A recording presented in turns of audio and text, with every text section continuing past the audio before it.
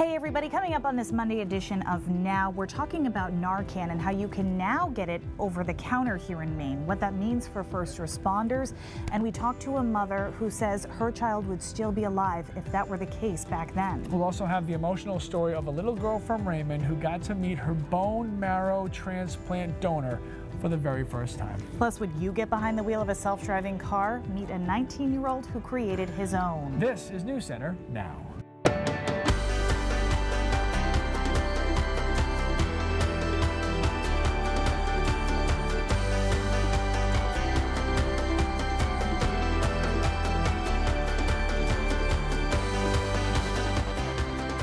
You're not prepared for the death. You're hoping and hoping that the Narcan works.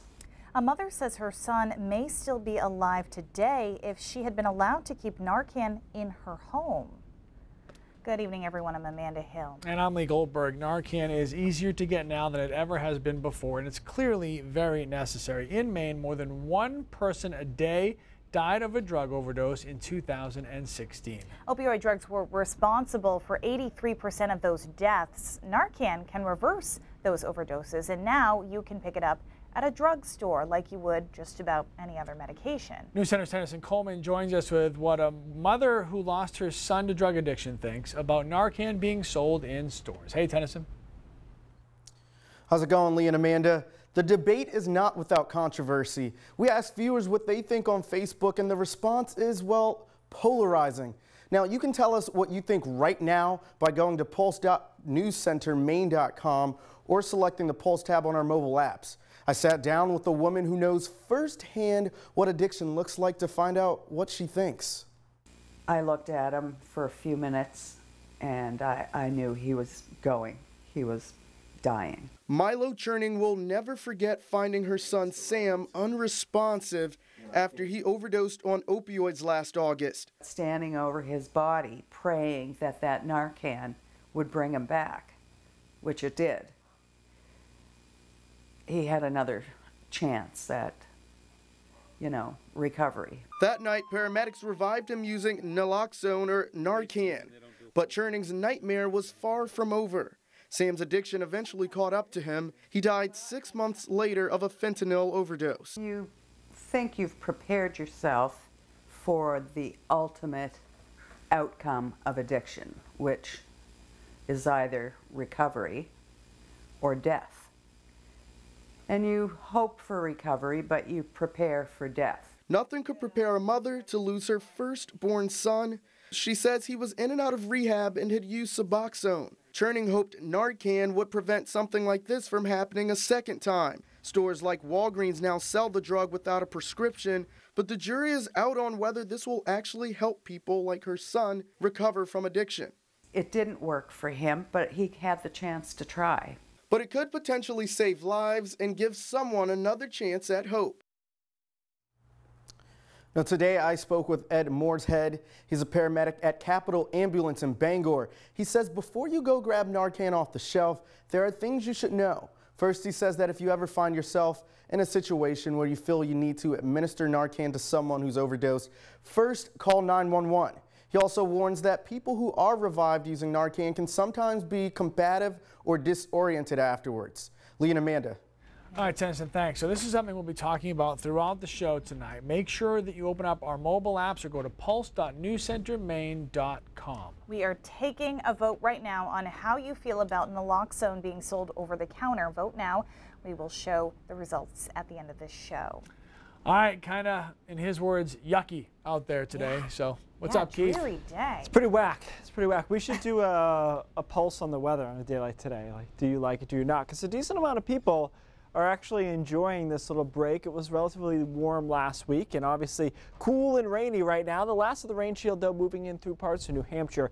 Not going to be all night kind of rain unless you're over down East Maine, seeing some of the heaviest stuff right now. Moving out of Ellsworth towards Bar Harbor or over Bar Harbor in through Machias and eventually in through Eastport. A couple of downpours in here. Haven't seen any convection, meaning rumbles of thunder. It's just been rain and cool temperatures with onshore flow. If you look at our currents, we're in the 50s right now.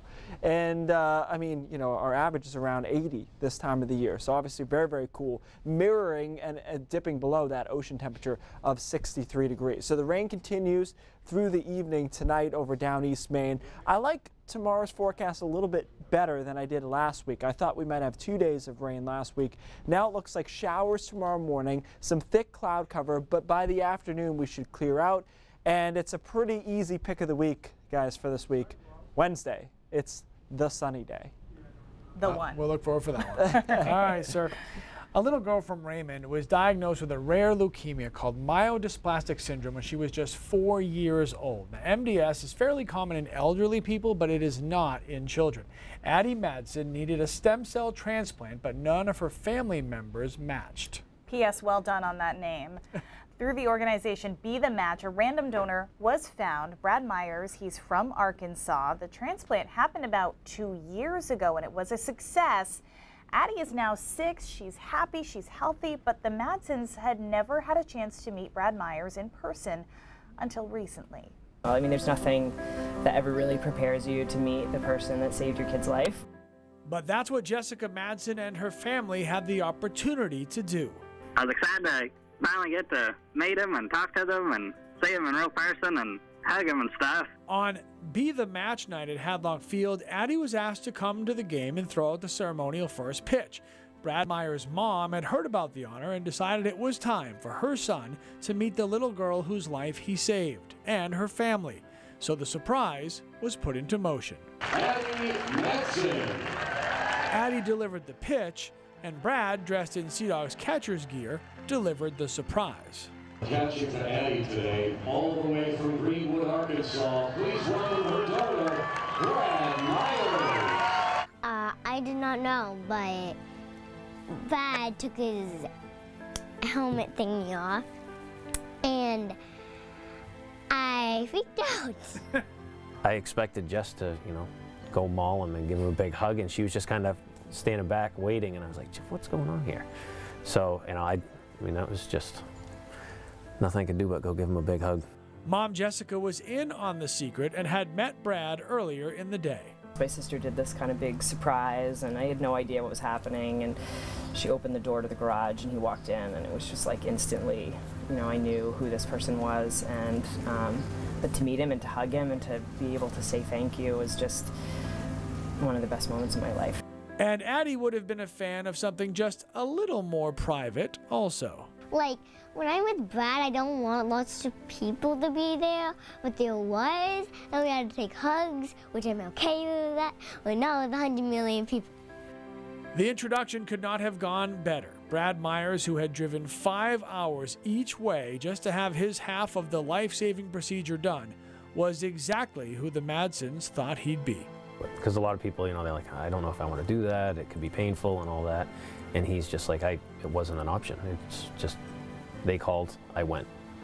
So he's just that kind of guy. He's, you know, we don't even know him that well. I've met him that one time, but he's a real good kid. And the Madsens and Brad will be reuniting again in September. He's going to bring his family up from Arkansas, and they're going to spend some time together. And we have more information on how you can get involved with Be the Match. It's such a great organization, obviously so necessary to save Daddy's life. So just go to our website. You'll see a way to get in touch with them right there. So Yeah, great program. all right, it is family time with the grandkids. Is that not quite enough of a reason for you to convince your mom and dad to take their kids over the weekend? Well, we might know what you could tell them to get them to help out. Next, why time with the little ones may provide a major health benefit for grandparents. When Now continues. As a grandparent, and not speaking from personal experience, because I know where you were going with that, it can be fun and rewarding to spend time with your grandchildren. But something maybe your children's grandparents should pay attention to? Absolutely. A new study out of Australia shows it may prevent Alzheimer's. Sonia Azad shows us that caring for your grandkids just 1 day a week could increase brain function and improve your memory. Hush, little baby, don't say a word.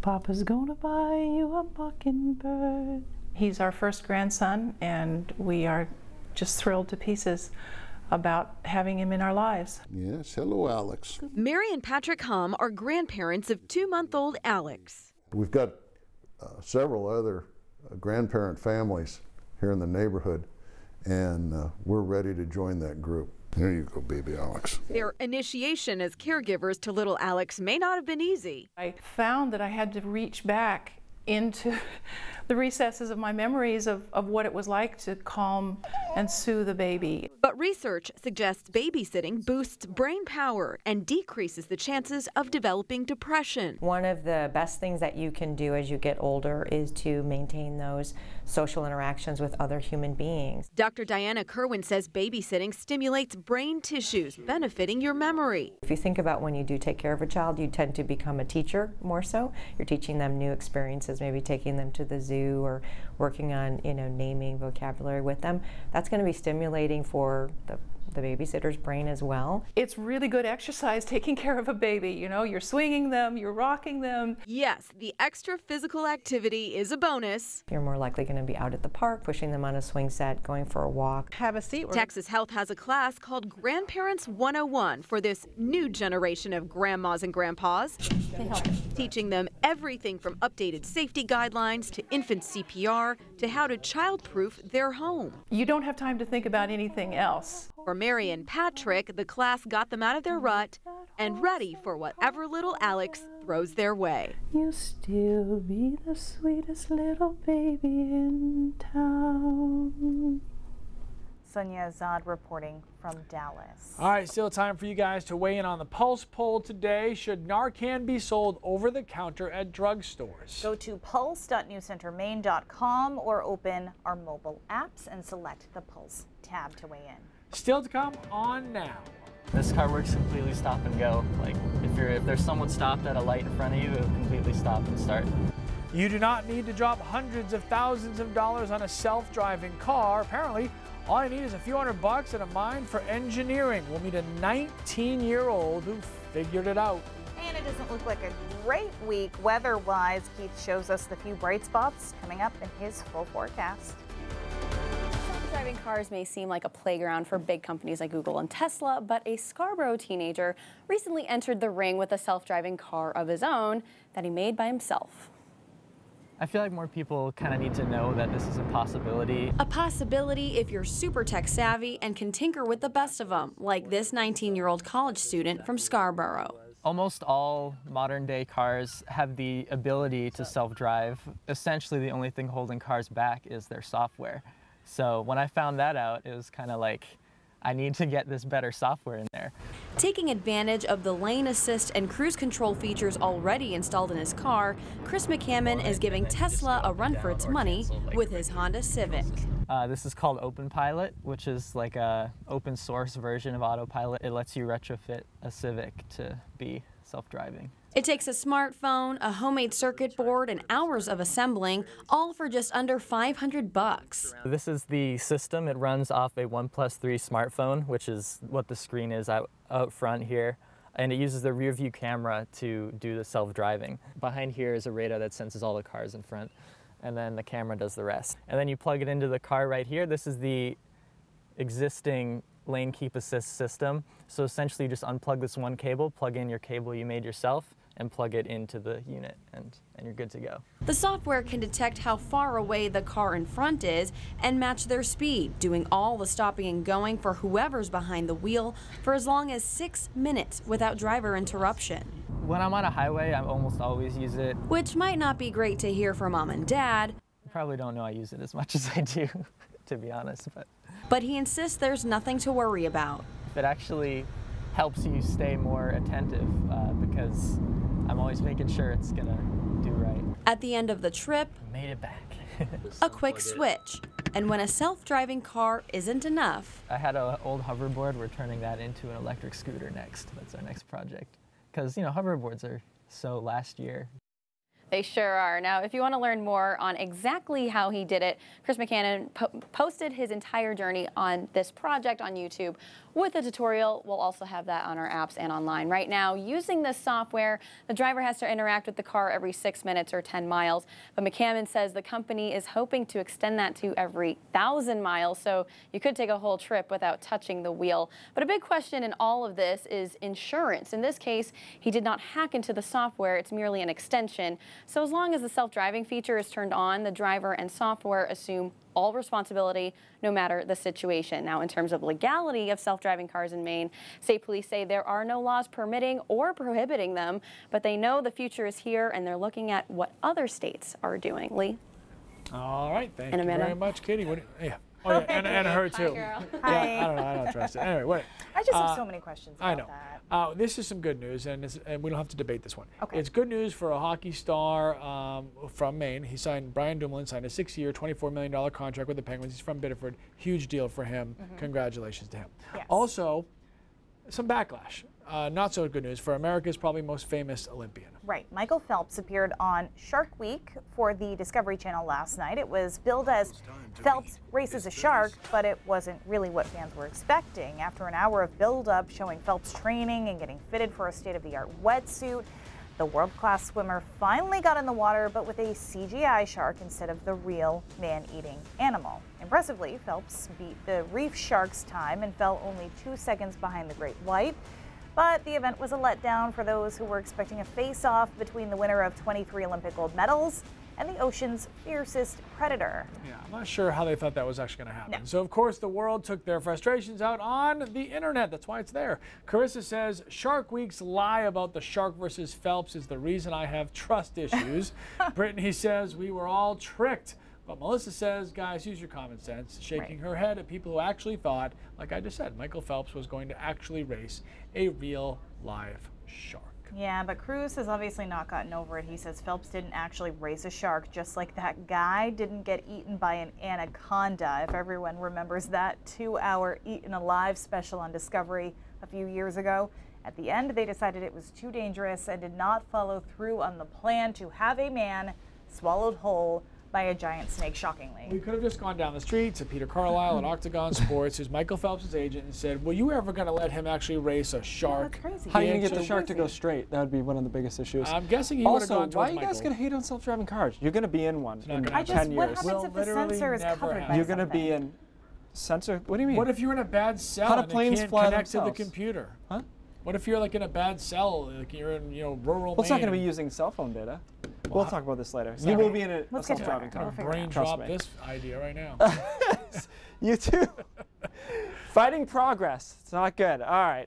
Let's talk about the rain. Not a very nice day out there today anywhere. Aroostook County is the last to get in on this rain action, and it's already clearing out of the southern and southwestern part of the state. Just a few showers back in the Lakes region. Heavier stuff, though, a little convergence zone, I think, across the mid-coast, so watch for some heavier downpours there. Temperatures are kept down, the exception being northern Maine, where they did get some sunshine, continue to at least be dry up towards Caribou and Millinocket. That will end, though, tonight as rain continues to move in. This low moves out. Tomorrow's an okay day. There will be stubborn low cloud cover, so don't expect a ton of sunshine, particularly through the first half of the day, and a few early showers. But we should be able to clear out by the afternoon, and then Wednesday is easily the best day of the work week. High pressure directly overhead, a lot of sunshine, upper 70s, maybe around 80 degrees for a high temperature. And then on Thursday, it's okay. There's a front approaching, a few showers and storms possible there on Thursday afternoon. So there goes most of the rain tonight by 11 o'clock. Few showers lingering again by tomorrow morning. Notice, though, the low clouds. There's a lot of that around until the afternoon. Then we start to break that up a little bit, and late afternoon, early evening is when we finally really clear out.